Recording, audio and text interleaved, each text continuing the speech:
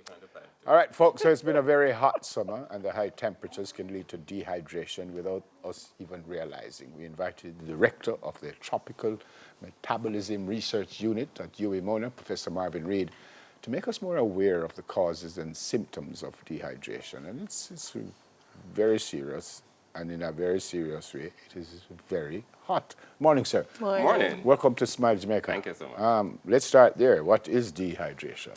Well, dehydration basically refers to the state in which the body is depleted of fluids, in particular water. Water is essential for every activity in the body, and there are different ways in which you can actually lose it in just a normal course of living. So you lose water through breathing. You lose water through your gut in terms of when you pee or when you pass stool. You lose water generally through sweating. While sweating is relatively obvious, sometimes you may not seem to be sweating, but you actually lose water, we'll call it insensibly. It's just lost because of the general atmospheric temperature. Yeah, I think I knew most of what you just said. I didn't know you lose water through breathing. Yes, what do you mean by that? Just by breathing. So when you're taking oxygen and stuff in air, and then as part of the metabolic processes, you create water, which is a form of a vapor, and you actually lose it when you breathe. Cool. Why is dehydration a challenge?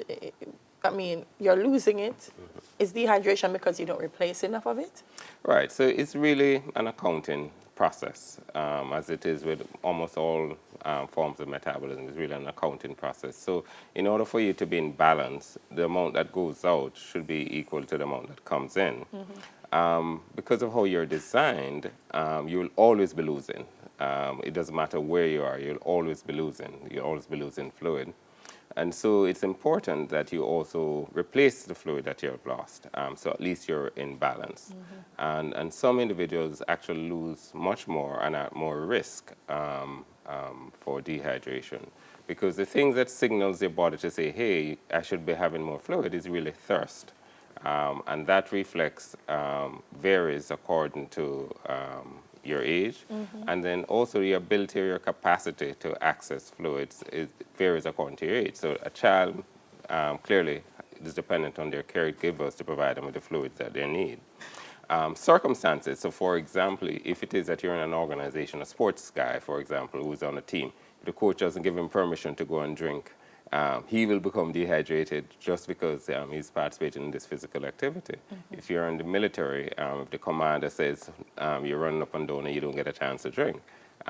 So circumstances, even though you may have the physiological signal to say you should be drinking, if it's not available or accessible, then it will become a problem. What are some of the signs of dehydration? Because people nowadays, I mean, as soon as they get thirsty, they say, Lord, I'm dehydrated. Well, what are some of the real signs? Oh, but that's actually a sign, you know. That's actually the most important one. You actually do become thirsty. But the other things is that you will become listless. People may even have a seizure or a fit. You may faint because there's low blood volume.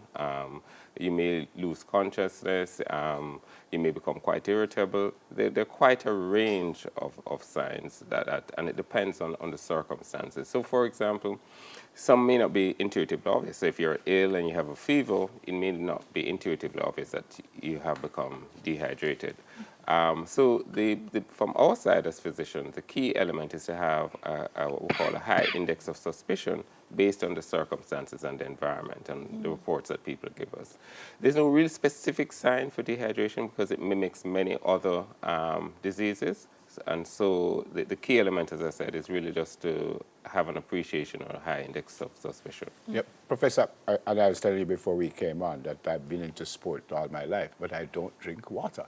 For some reason, I don't know if it's the taste I don't like, but I really don't drink water. Sometimes during a game, I might have a little half bottle. How else can you stay hydrated? What other fluids can you? All right. So you've raised two key elements there, 2 key points. The first thing first is that you can actually get hydration from water itself, which is the best form of hydration. You may also get hydrated from other fluids. The better ones would be coconut water or the commercial sports fluids. The challenge you have those there is because they have other ingredients in it, the concentrations may be such that it may actually potentiate or make dehydration a bit worse. But you can also get it from food stuff that are high in water content. So, for example, melon. Watermelon. Yes, it's a very good source of fluid. And so any fruits or stuff that is relatively high in water or have high water content can provide you with the actual water that you actually need.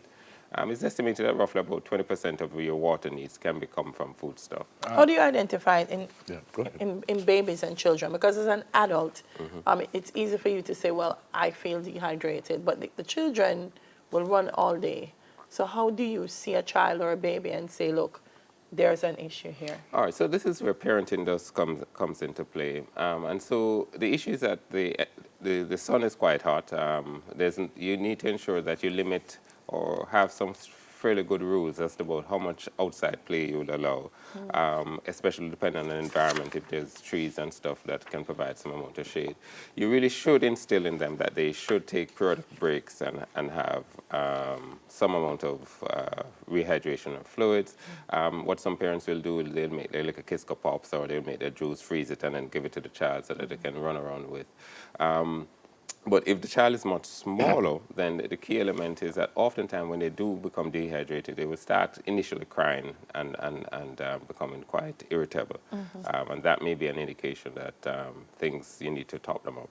Go back to the water, Professor. We have a jug here, and I've always heard these 8 glasses a day. First thing is this kind of glass. This kind of glass is quite fine, right? And do we need the 8 glasses? Actually, no. Women actually need about 10 to 11, and men need close to 15. No, you're being serious. You're being serious. Never yes. was hoping that you would say 5. Why? Why do men need more than the women? Just because we have a bigger mass, generally speaking, what we call lean body And mass. this, and I mean serious. So what? We can just sit down and just drink up that jug and we're good, or are we supposed to space it out? It's supposed to be spaced out over the course of the day. And again, it depends on your environment to a large extent. So individuals who work in an air-conditioned office may need to go closer to the 8.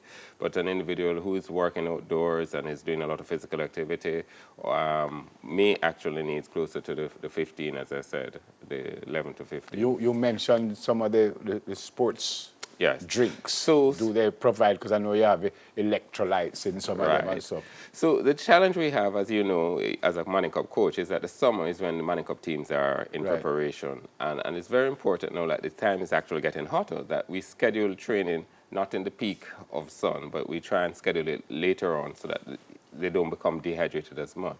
It's important that we emphasize as coaches that they actually come to training already hydrated, because again they will run the problem of stitches if they have the hydration too close. But coaches must ensure that they have periodically water breaks in between their training schedule, and don't think that the fact that somebody's complaining of thirst that they're soft or weak. They really need to be hydrated. I've made my breaks a little quicker than normal. And that's but is there a specific time? It's like, I know in the States they say like the younger kids you have to break every 20 minutes or That's something correct, like that. yeah. The rough rule of thumb is that really the break should be around 15, 20 minutes. And they should, again, the idea here then is that when they're drinking, that they drink roughly about 3 ounces, which is about a glass of fluid, just to rehydrate them.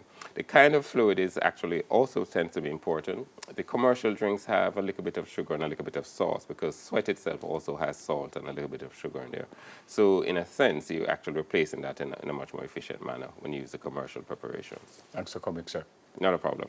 Director of Tropical Metabolism Research Unit at UWI, Professor Marvin Reed. Did you know there's a World Cup for entrepreneurs? Nope.